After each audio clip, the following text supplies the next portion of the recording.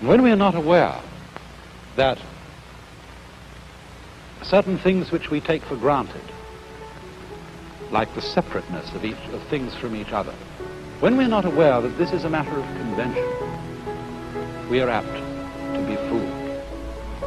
Now, I think one of the conventions by which we tend to be fooled more than almost any other is time.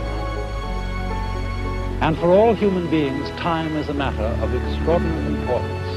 And perhaps this is one of the principal ways in which we differ from animals. Because man has been called a time-binding animal.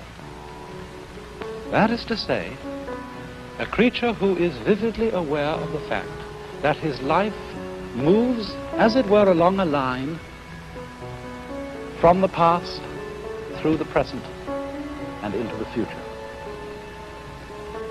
Animals apparently live pretty much moment by moment.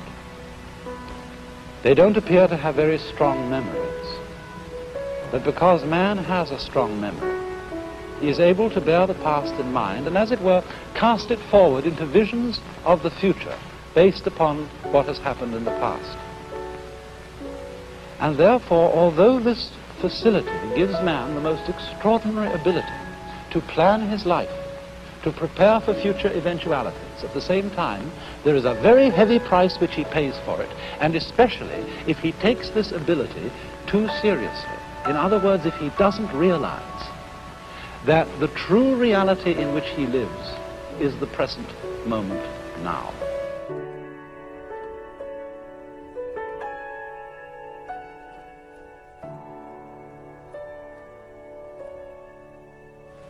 We actually spend most of our time and a great deal of our emotional energy living in time which is not here, living in an elsewhere which is not concretely real.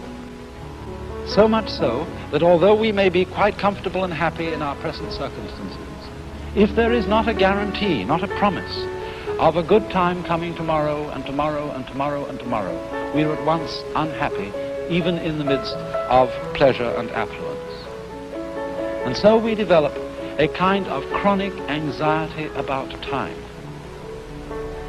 We want to be sure more and more, because of our sensitivity to the feeling of time, we want to be sure more and more that our future is assured. And for this reason, the future becomes of more importance to most human beings than the present. And in this sense, we are hooked, taken in by a Maya.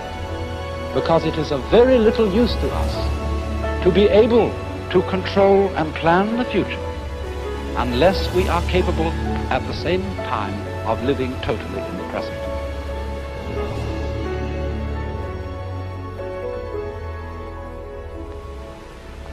You can't live at all unless you can live fully now.